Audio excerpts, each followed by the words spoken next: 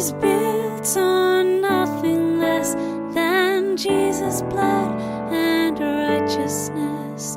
I dare not trust the sweetest frame, but wholly lean on Jesus' name.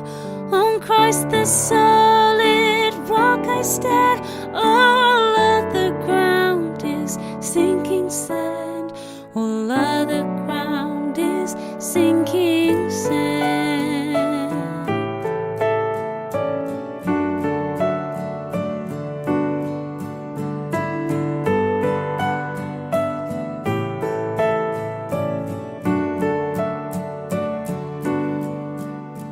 When darkness seems to hide his face, I rest on his unchanging grace. In every high and stormy gale, my anchor holds within the veil. On Christ the solid rock I stand, all other ground is sinking sand. All other ground is sinking sand.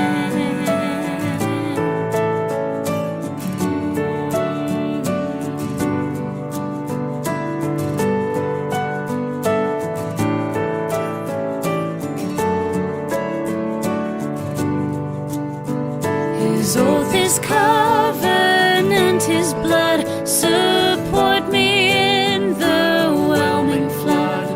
When all around my soul gives way, he that is all my hope and stay.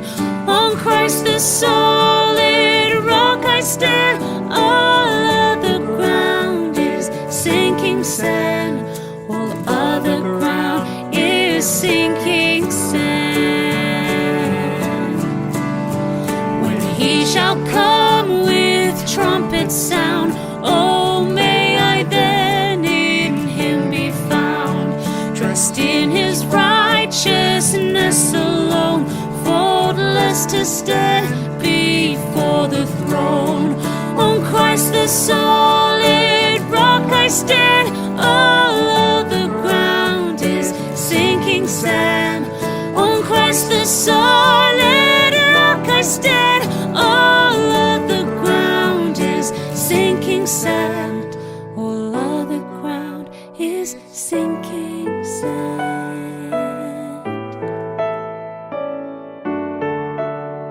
On Christ I stand.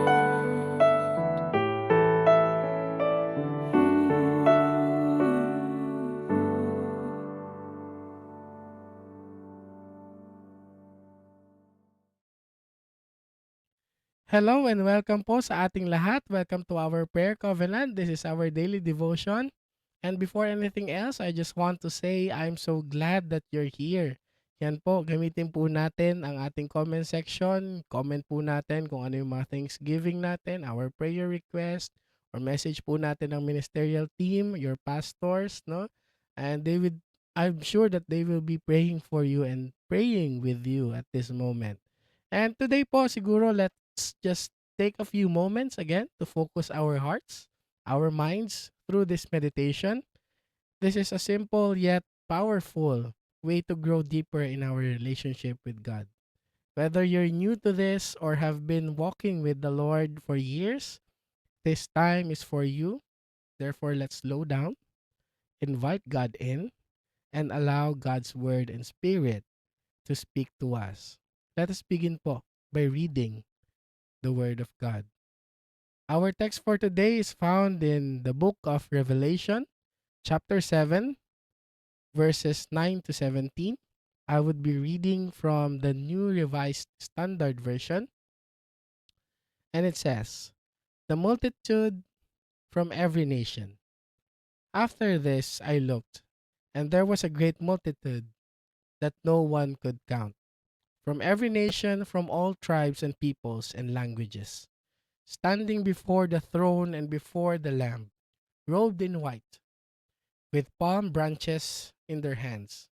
They cried out in a loud voice, saying, 'Salvation belongs to our God who is seated on the throne and to the Lamb.' And all the angels stood around the throne and around the elders, and the four living creatures, and they fell on their faces before the throne and worshipped God, singing, Amen. Blessing and glory and wisdom and thanksgiving and honor and power and might be to our God forever and ever. Amen. Then one of the elders addressed me, saying, Who are these robed in white, and where have they come from? I said to him, Sir, you are the one who knows. Then he said to me, These are they who have come out of the great ordeal. They have washed their robes and made them white in the blood of the Lamb. For this reason they are before the throne of God and worship him day and night within his temple. And the one who is seated on the throne will shelter them. They will hunger no more and thirst no more. The sun will not strike them, nor any scorching heat. For the Lamb at the center of the throne will be their shepherd, and he will guide them to springs of the water of life, and God will wipe away every tear from their eyes. May the Lord add God's blessing upon the reading of this God's holy word. Let, let us take a brief moment of silence. Let us think deeply of what we just heard. Pakinggan po natin ang ating mga sarili. Dahan-dahan po ang ating paghinga.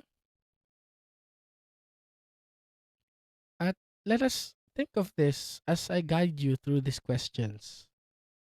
Have you ever felt like you were drowning in life and no one noticed?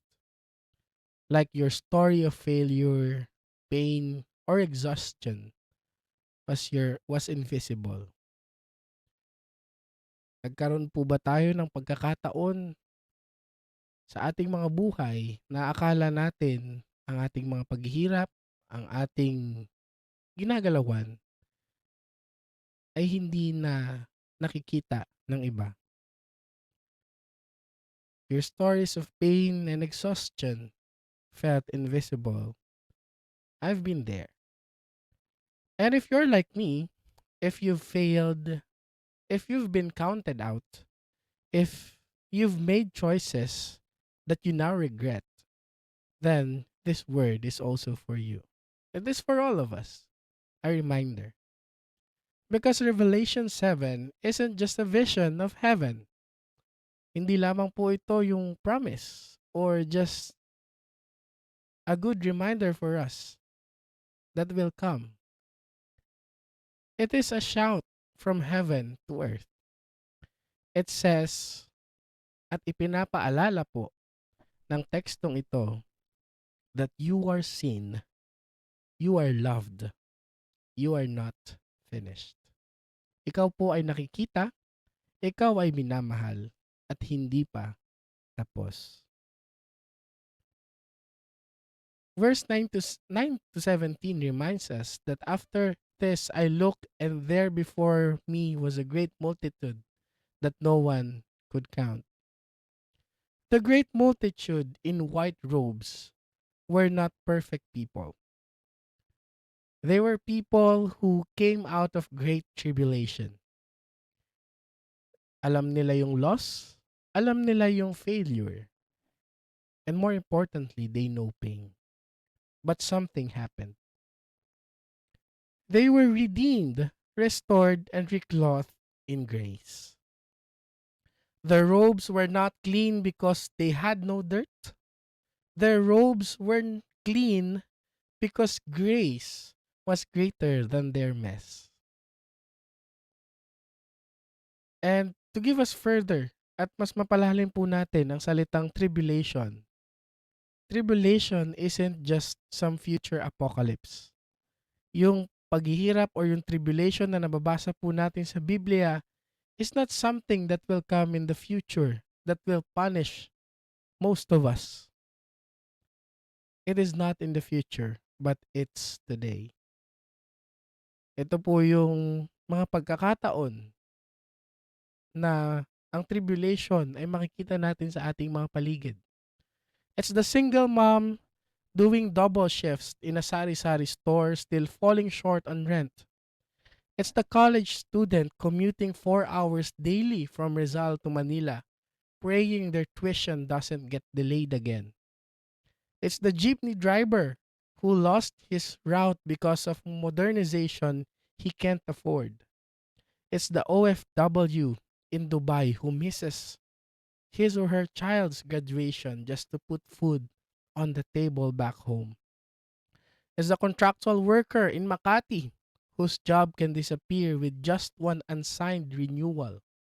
It's the public school teacher who spends half her salary buying chalk, bond paper, and Wi Fi load. It's the community submerged by another flood while the rich live in elevated condos and subdivisions.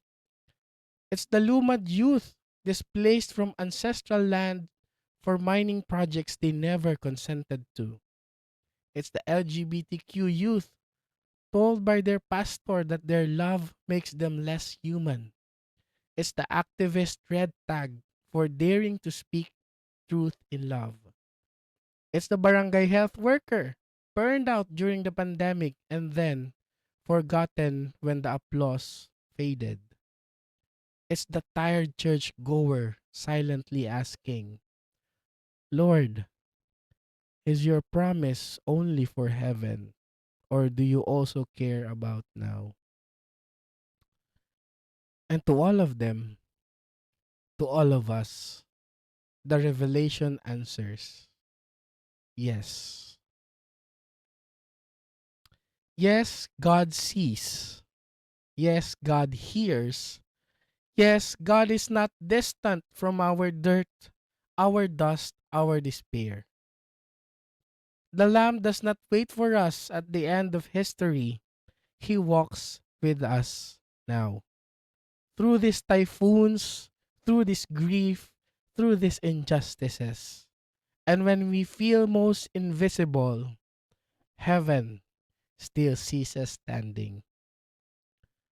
My friends, for this meditation, I believe all of us has faced great tribulation. Kung ililista po siguro natin ang pinagdaanan ng mga kanya-kanyang buhay natin ay siguro hindi matatapos ang listahan na yon. Maaring sa aking sinabi kanina, naramdaman natin na hindi tayo nakikita. Minsan mapapatanong tayo, hindi ba nakikita ng pamilya ko o ng mga minamahal ko o yung mga taong pinagsisilbihan ko ang aking mga ginawa? We feel invisible. We feel disconnected. And yet, my friends, God reminds us that the heaven still sees you and hear your struggles. I used to think my failures disqualified me.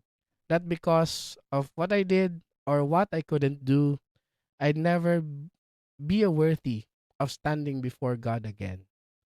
But this vision, this word we found in Revelation, it tells me that even those who failed can still wear white robes because the whiteness comes not from what I've done, but from what Christ has done for me.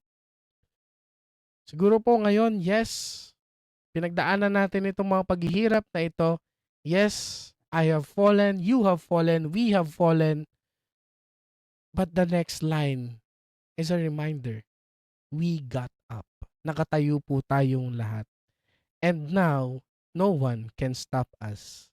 Not our past, not our guilt, not the labels others gave us, not even the voice in our heads that says, you are not enough. The Lamb who stood at the center of heaven also stood beside me in my lowest pit. And now he leads me to living water. My family, my Saint Paul family, my friends who's been listening in this prayer covenant, this is the love of God. The Lamb at the center of the throne is now the shepherd of my soul. He will lead me. He will shelter me. He will wipe away every tear. So to everyone who's gone through something, to every Filipino burdened by the weight of today, hear this. God sees you. God walks with you. And by His grace, you can say, no one can stop me now. Siguro yun lamang po ang pandagdag sa ating mga araw at nawa patuloy tayong gabayan at mahalin ng ating Diyos na mapagmahal. At sa pagtatapos po ng ating prayer covenant na ito, tayo po ay sabay-sabay na manalangin, lumapit sa presensya ng ating Diyos. Let us pray.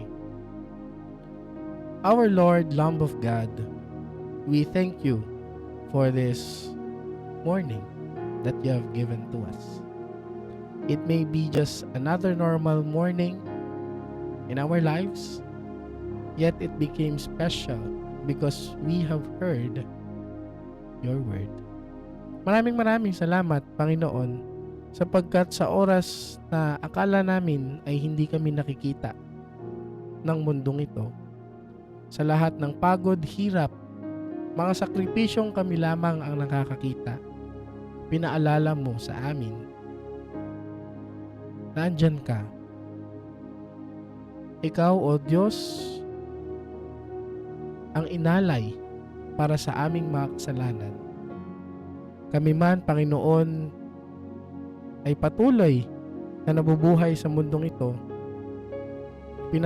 pinapaalala mo sa amin na ang mga bagay na ito ay lilipas rin. Ang mga bagay na ito ay kailangan lang naming pasanin ng hindi nag-iisa. Maraming salamat, Panginoon, sapagkat sa mga pasaning ito, ikaw ay nandirito. Nandirito rin ang iyong pamilya, ang iyong simbahang tinayo.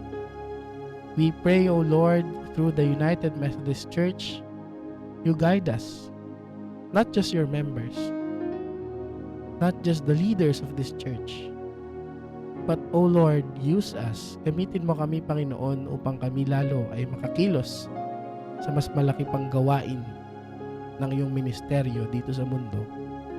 Maraming salamat, Panginoon, sa pagpapalakas mo sa amin sa araw na ito. Maaring kami ay napagod sa linggong ito. Kami ay nahirapan sa aming mga trabaho. Kami nahirapan maghanap buhay. Kami nahirapan sa aming mga sakit na dinadala.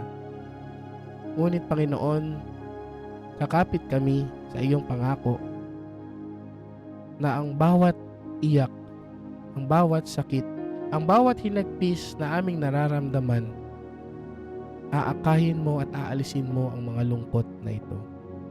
Panginoon, I pray for the professionals here in the United Methodist Church that you continue to use them, continue to help us to change this world, na mapunta at magawa ang iyong kagustuhan dito sa lupa.